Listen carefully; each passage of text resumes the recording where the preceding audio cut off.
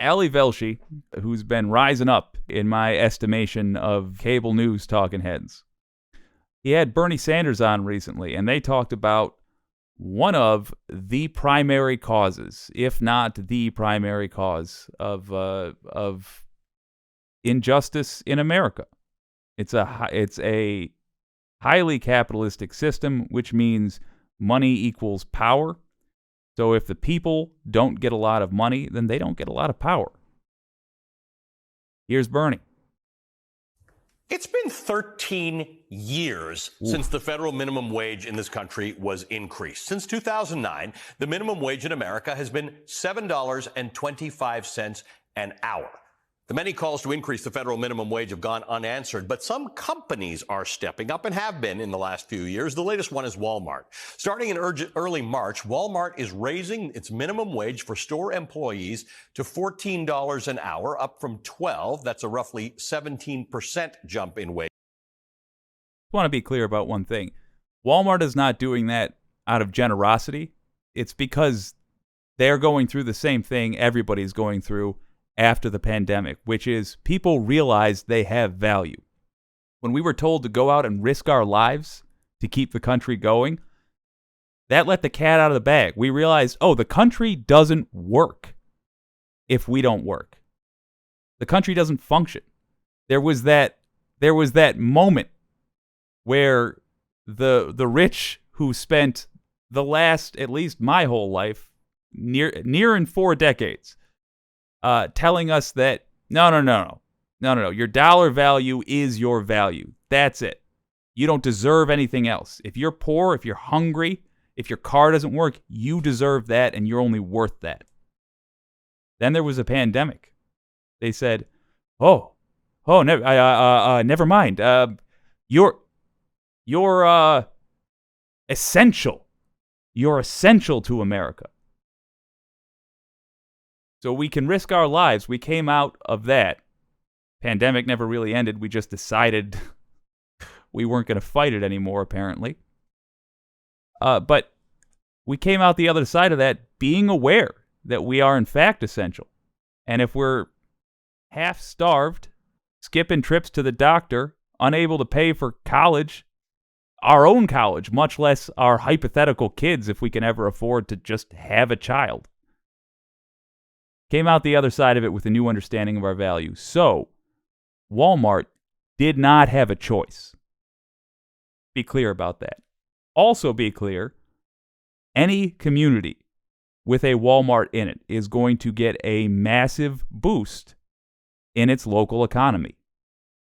That is how this works. That is why when there's a serious financial crisis, giving checks to Americans is what solves it.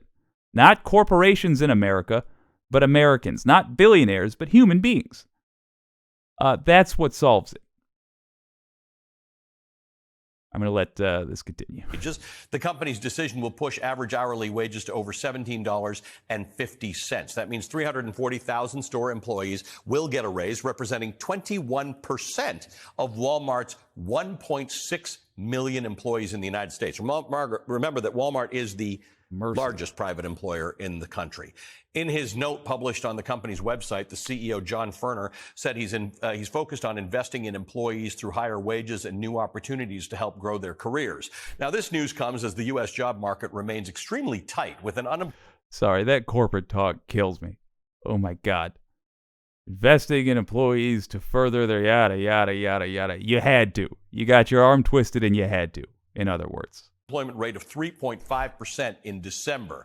Joining me now is the Senator Bernie Sanders of Vermont, the new chairman of the Senate Health, Education, Labor, and Pensions Committee. He's a major proponent, always has been, of raising the federal minimum wage. He's also the author of a new book, It's Okay to Be Angry About Capitalism, which comes out next week. Senator, good to see you again. Thank you for being. I desperately hope that is in audiobook book form. I wear these puppies all the time. I would love to.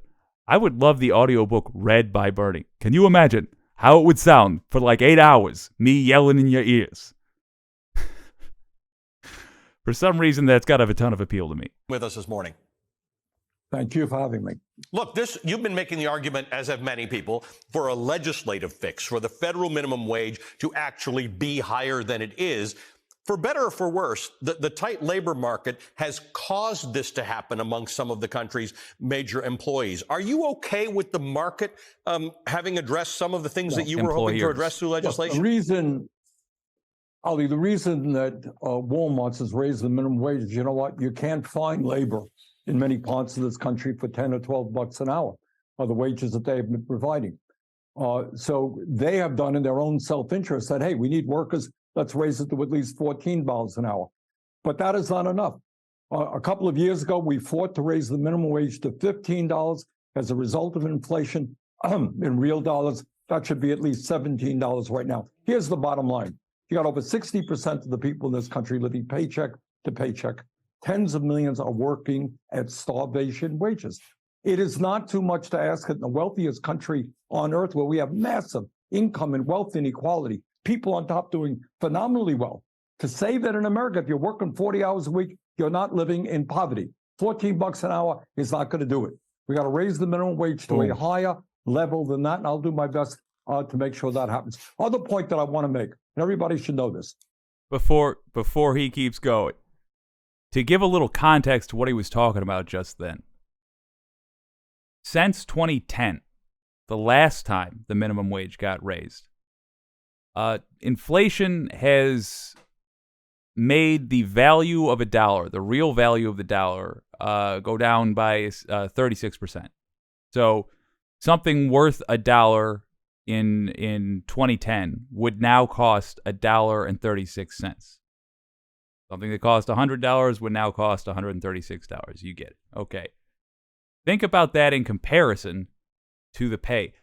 It wasn't a living wage already in 2010. Now it's a living wage minus less than a living wage minus 36%. It's ridiculous.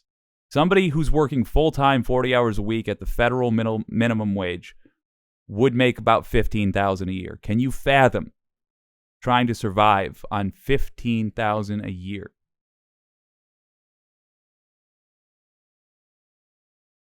It's America is not the country we think of ourselves as.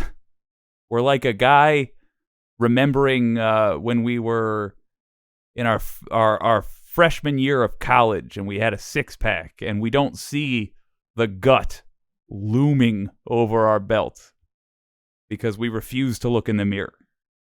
It's time, because we got heart problems. In terms of Walmart, Walmart is owned by the Walton family, the wealthiest family in America.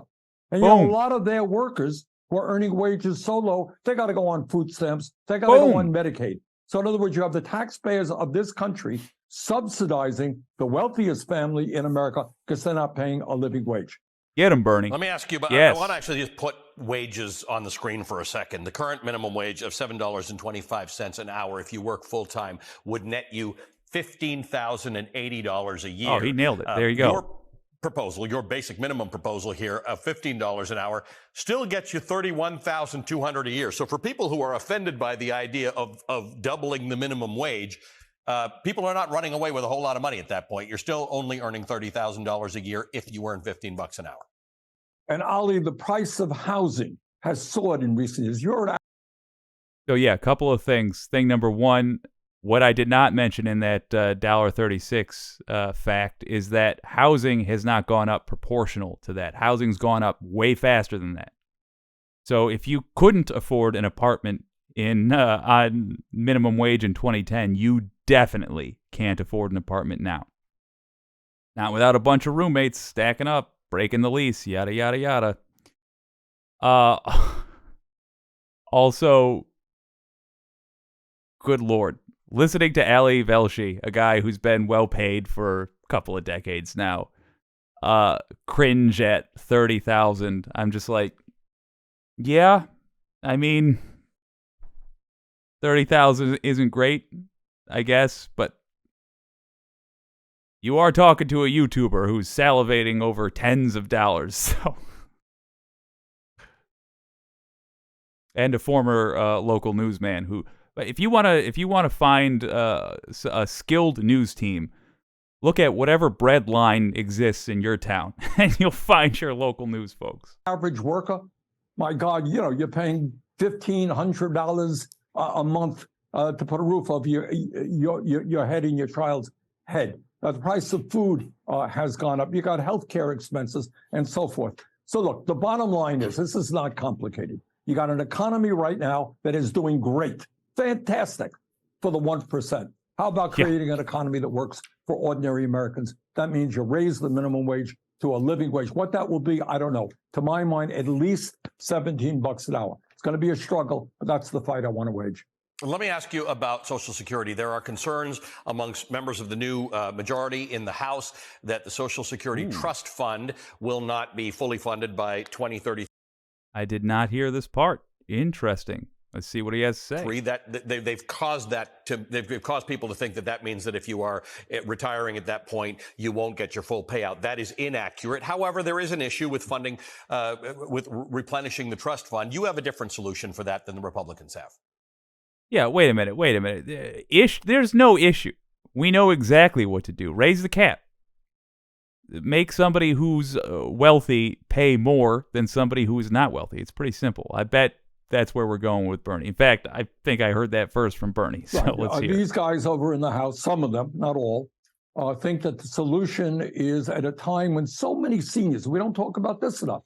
You got people who are trying to make it on Social Security, $15,000, $18,000 a year. You can't. So the solution is not what some Republicans want to cut Social Security. The solution is to lift the cap on taxable income coming into the trust fund. Right now, we have an insane, really absurd situation. Person X makes $10 million a year. Person Y makes $160,000 a year. Both contribute exactly the same amount of money into the Social Security Trust Fund. If you lift that cap, as our legislation proposes, start at $250,000, you will have Social Security solvent for the next 75 years, solves the problem entirely, and raise benefits for lower income seniors. So that's the fight that we are waging. We're going to introduce that legislation this week.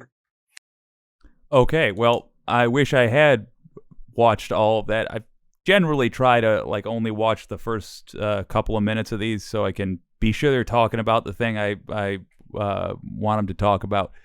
There's an argument for watching the whole thing because the idea being I can give a natural reaction. But man, I wish I would have put links to that legislation in the comments or in the description. So here's the deal. That legislation that he's talking about, this is probably worthy of a separate video. Anyway, back it up. I would say right into your representatives, your senator, your actual district representative, and tell them that you support it and you want them to support it. Because I cannot think of any American, anyone I have met who isn't a politician specifically taking bribes from corporations that isn't in favor of keeping Social Security going. And it's a real easy way to do it. I am absolutely fine with any solution that starts with, well, we tax the rich.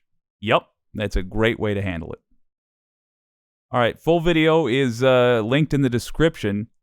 Definitely worth checking out. Bernie Sanders never disappoints.